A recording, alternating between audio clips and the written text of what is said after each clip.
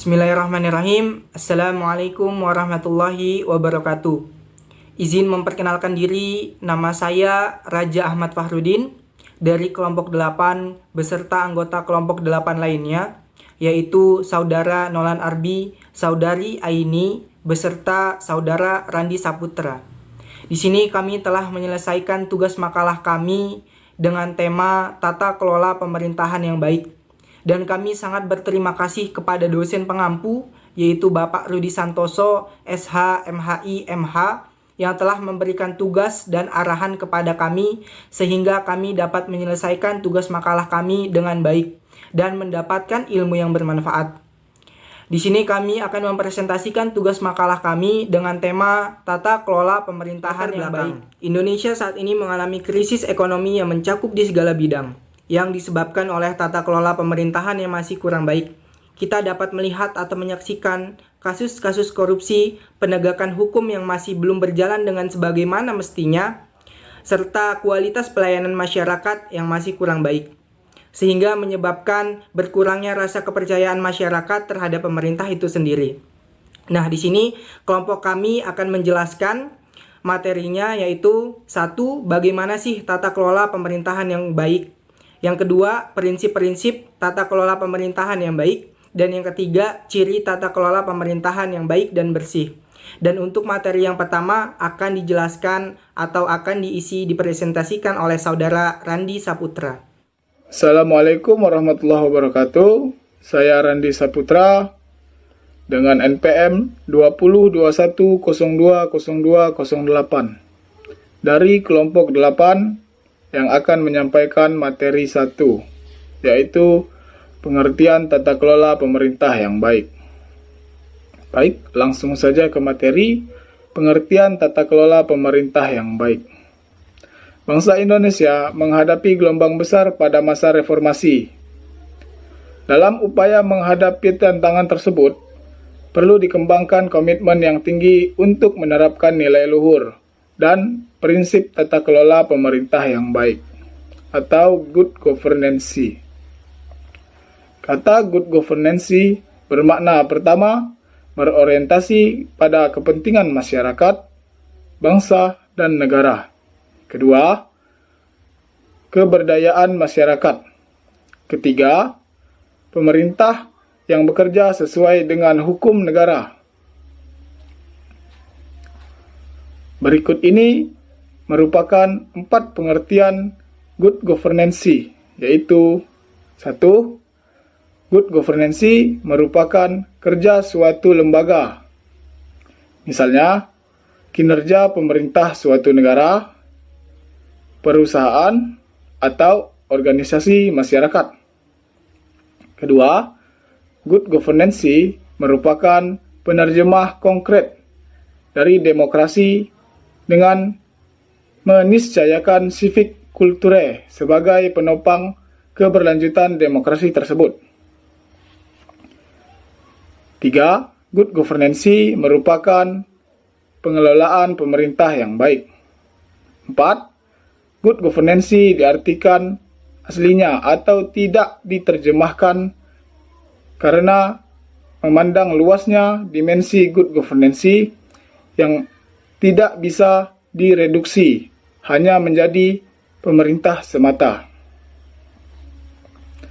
Secara umum, good governance memiliki pengertian akan segala hal yang berkaitan dengan tindakan atau tingkah laku yang bersifat mengerahkan pengendalian dan memengaruhi urusan publik untuk mewujudkan nilai tersebut dalam kehidupan sehari-hari. Sebagai paradigma pengelolaan lembaga negara tata kelola pemerintah yang baik. Dari berbagai pengertian di atas, dapat disimpulkan bahwa tata kelola pemerintah yang baik adalah suatu sistem atau susunan kinerja pemerintah yang bekerja sesuai hukum negara dan berorientasi pada kepentingan masyarakat, bangsa, dan negara. Dalam tata kelola pemerintah yang baik, pemerintah diharuskan bersikap adil. Islam sebagai agama rahmatan lil alamin telah mengajarkan konsep keadilan 1400 tahun yang lalu. Dalam ajaran Islam, keadilan dapat diartikan secara sempit sebagai menempatkan suatu pada tempat yang tepat. Hal ini juga mengisyaratkan untuk memperlakukan orang lain dengan perilaku yang baik. Tidak membeda-bedakan. Keadilan dalam konsep pemerintah yang baik yang diajarkan oleh agama Islam menjelaskan bahwa pemerintah harus mengakomodasi kebutuhan-kebutuhan yang menjadi hak masyarakat. Menjadi kewajiban pemerintah untuk menyediakan lapangan pekerjaan, makanan, kebutuhan sandang, dan papan kepada masyarakat. Baik, sekian materi dari saya. Saya akhiri. Assalamualaikum warahmatullahi wabarakatuh. Assalamualaikum warahmatullahi wabarakatuh. Nama saya Nolan Ardi, perwakilan dari kelompok 8.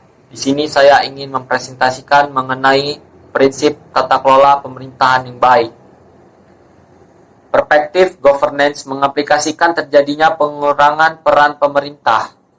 Pemerintah sebagai institusi tidak bisa ditinggalkan begitu saja sehingga negara memiliki 6 prinsip yang diantaranya 1. Dalam kolaborasi yang dibangun. Negara tetap bermain dalam figur kunci namun tidak mendominasi, serta memiliki kapasitas mengkoordinasi aktor-aktor pada institusi, baik semi dan non-pemerintah, guna mencapai tujuan-tujuan publik. 2. Kekuasaan yang dimiliki negara harus ditransformasikan, dari yang semula dipahami sebagai kekuasaan atas, menjadi kekuasaan untuk menyelenggarakan kepentingan, memenuhi kebutuhan, dan menyelesaikan masalah publik. 3. Negara, NGO, swasta, dan masyarakat lokal merupakan aktor-aktor yang memiliki posisi dan peran yang saling menyeimbangkan untuk tidak menyebut setara. 4. Negara harus mampu mendesain ulang struktur dan kultur organisasinya agar siap dan mampu menjadi katalisator bagi institusi lainnya untuk menjalin sebuah kemitraan yang kokoh, otonom, dan dinamis. 5. Negara harus melibatkan semua pilar masyarakat dalam proses kebijakan, mulai dari formulasi, implementasi, dan evaluasi kebijakan, serta penyelenggaraan layanan publik. 6. Negara harus mampu meningkatkan kualitas responsivitas, adaptasi, dan akuntabilitas publik dalam penyelenggaraan kepentingan, pemenuhan kebutuhan, dan penyelesaian masalah publik. Good governance memiliki 10 prinsip, antara lain 1. Partisipasi. Warga memiliki hak untuk menyampaikan pendapat, bersuara dalam perumusan kebijakan. 2. Penegakan hukum. Diberlakukan bagi siapapun tanpa pengecualian, hak asasi manusia dilindungi, sambil tetap memperhatikan nilai-nilai yang hidup dalam masyarakat. 3. Transparansi penyediaan informasi tentang pemerintahan bagi publik dan dijaminnya kemudahan di dalam memperoleh informasi yang akurat dan memadai. 4. Kesetaraan. Adanya peluang yang sama bagi setiap anggota masyarakat untuk beraktivitas dan berusaha. 5. Daya tanggap pekanya para pengelola instansi publik terhadap apresiasi masyarakat. Adapun yang keenam, wawasan ke depan pengelolaan masyarakat hendaknya dimulai dengan visi, misi, dan strategi yang jelas. 7. Akuntabilitas. Pertanggungjawaban para penentu kebijakan kepada warga. 8. Pengawasan publik. Terlibatnya warga dalam mengontrol kegiatan pemerintah, termasuk parlemen. 9. Efektivitas dan efisiensi. Terselenggaranya kegiatan instansi publik dengan menggunakan sumber daya yang tersedia secara optimal dan bertanggung jawab. Indikatornya antara lain pelayanan mudah, cepat, tepat, dan murah. 10. Profesionalisme. tingginya kemampuan dan moral para pegawai pemerintah termasuk parlemen. Dari prinsip-prinsip yang telah dibacakan sebelumnya, kita dapat menyimpulkan bahwa sistem administrasi good governance haruslah melibatkan banyak pelaku, banyak jaringan, dan ilustrasi di luar pemerintahan untuk mengelola masalah dan kebutuhan publik. Dengan demikian, dalam penyelesaian masalah dan kepentingan publik selalu melibatkan multi-stakeholders dari berbagai lembaga yang terkait dengan masalah dan kepentingan publik itu. Dalam tata pemerintahan atau governance yang sengaja diciptakan untuk memfasilitasi mereka dalam perumusan, monitoring, dan juga evaluasi kebijakan. Mungkin itu saja presentasi dari saya mengenai prinsip tata kelola pemerintahan yang baik. Lebih kurangnya mohon maaf. Saya akhiri. Wassalamualaikum warahmatullahi wabarakatuh. Assalamualaikum warahmatullahi wabarakatuh. Perkenalkan, nama saya Nur Aini dengan NPM 2021020212. Saya sebagai pemateri 3 menjelaskan tentang ciri-ciri tata kelola pemerintahan yang baik dan bersih dari korupsi. Nah, yang pertama, partisipasi warga negara yang tinggi, yaitu apabila tingginya peran serta warga negara dalam setiap pengambilan keputusan yang berkaitan dengan penyelenggaraan negara. Yang kedua, hukum yang ditegakkan oleh negara, yaitu pemerintah harus menegakkan hukum yang adil tanpa memandang bulu. Yang ketiga, baiknya transparansi penyelenggaraan negara, yaitu keterbukaan informasi di pemerintahan merupakan faktor keberhasilan dalam mencapai pemerintahan yang baik atau good governance. Yang keempat, daya tanggap dan respon yang baik dari aparatur negara, yaitu setiap lembaga membutuhkan respon dan daya tanggap yang baik dari aparatur negara dalam pelaksanaan urusan mereka yang berkaitan dengan negara. Apabila aparatur negara tidak memberikan respon dan memiliki daya tanggap yang baik, maka akan menghambat kemajuan suatu negara. Yang kelima, terjadinya musyawarah untuk mufakat. Setiap keputusan yang diambil dalam memecahkan suatu masalah haruslah berdasarkan hasil musyawarah atau keputusan bersama. Yang keenam, keadilan yang terlaksana dengan baik, yaitu setiap warga negara memiliki perlakuan sama baik di mata hukum tanpa memandang jabatan, kedudukan, ras, agama, dan lain sebagainya. Yang ketujuh, kinerja pemerintah yang efektif dan efisien.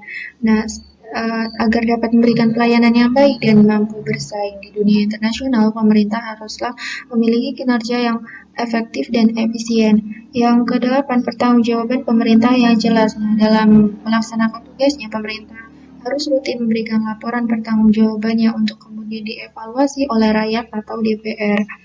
Yang ke-9, memiliki visi pembangunan yang strategis dan luas. Nah, tujuan pembangunan harus dipertimbangkan secara matang dan mendalam, serta mempertimbangkan aspek kemajuan zaman dalam tujuan pembangunan tersebut. Itulah ciri-ciri tata kelola pemerintahan yang baik dan bersih dari korupsi. Nah, agar tata kelola pemerintahan yang baik itu terwujud, maka ada norma-norma yang harus dipenuhi, yaitu dengan adanya partisipasi, efisiensi, keadilan, kepastian hukum, akuntabilitas, transparansi, responsivitas, dan adanya visi. Nah, dalam pandangan syariah, dalam pengertian governance atau pemerintahan dalam Quran Surah Al-Hajj ayat 41, yaitu orang-orang yang jika kami teguhkan kedudukan mereka di muka bumi, niscaya mereka mendirikan sembahyang, menunaikan zakat, menyuruh perbuatan ma'ruf dengan mencegah dari perbuatan yang mungkar, dan kepada Allah kembali segala urusan.